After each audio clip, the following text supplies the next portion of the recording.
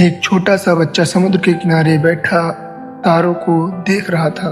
उसके पास कुछ नहीं था, लेकिन दिल में एक सपना था, अपने देश को ऊंचा उड़ते हुए देखने का। और वही बच्चा एक दिन पूरे भारत को उड़ना सिखा गया।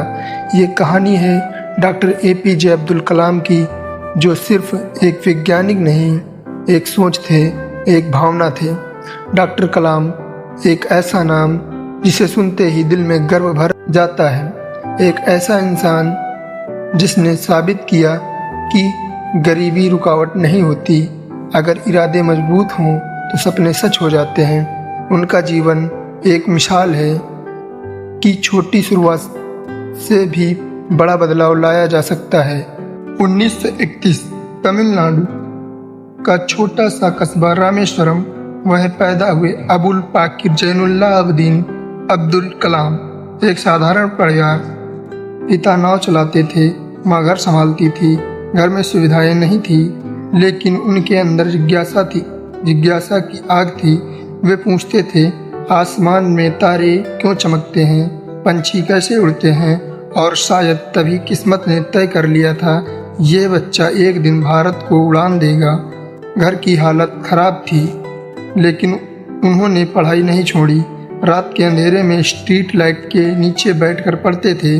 वो कहते थे, अगर तुम्हारे सपने बड़े हैं तो तकलीफ़ें भी बड़ी होंगी।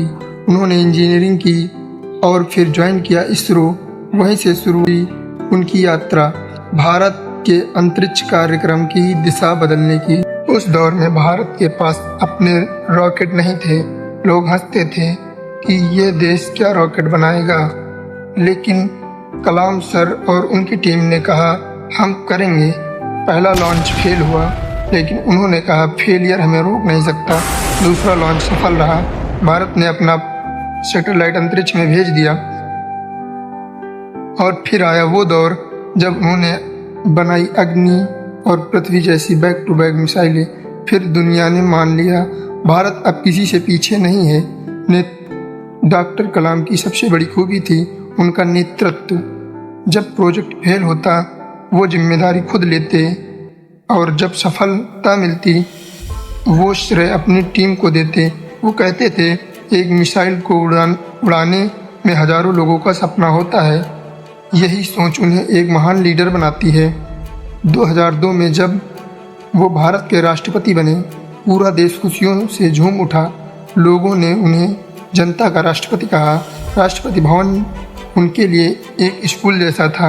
हर दिन बच्चों से मिलते, उनके सपने सुनते। वो कहते थे, मैं राष्ट्रपति नहीं, एक शिक्षक हूँ। और उन्होंने हर बच्चे को ये विश्वास दिलाया कि सपने देखने की कोई उम्र नहीं होती। डॉक्टर कलाम का सबसे बड़ा सपना था इंडिया 2020। वो चाहते थे एक ऐसा भारत जहाँ कोई भूखा न सोए, हर बच्चे को शिक्षा मिले और हर युवा अपने दम पर देश को बदल सके। वो कहते थे, सपना वो नहीं जो तुम सोते वक्त देखते हो, सपना वो है जो तुम्हें सोने नहीं देता। उनका सपना था एक आत्मनिर्भर विकसित भारत। 27 जुलाई 2015 शिलोंग में एक लेक्चर देते वक्त डॉक्टर कलाम गिर पड़े। उनके हाथ में किताब थी और जुबान पर टीचिंग एंड इंस्पायरिंग यूथ। वो उस दिन भी वही कर रहे थे जो पूरी जिंदगी करते आए, सीखना और सिखाना। वो चले गए, पर उनकी सोच, उनकी आत्मा हर भारतीय के दिल में आज भी जिंदा है। अब सवाल हमसे है, क्या हम कलाम सर का सपना पूरा कर सकते हैं? अगर उन्होंने एक मिसाइल बनाई थी, तो हम अपनी सोच को मिसाइल बना सकते हैं, जो नफरत को मिटा दे और देश को एक नई दिशा दे।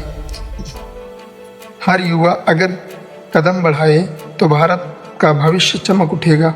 कलाम सर कहा करते थे, अगर तुम्हारे सपने बड़े हैं तो तुम्हारी मेहनत भी बड़ी होनी चाहिए। वो अब हमारे बीच नहीं है, लेकिन उनका हर शब्द, हर विचार, हर मुस्कान हमारे भीतर जिंदा है। आओ आज हम सब मिलकर कहें, धन्यवाद कलाम सर, धन्यवाद कलाम सर, आपने हमें उड़ना सिखाया।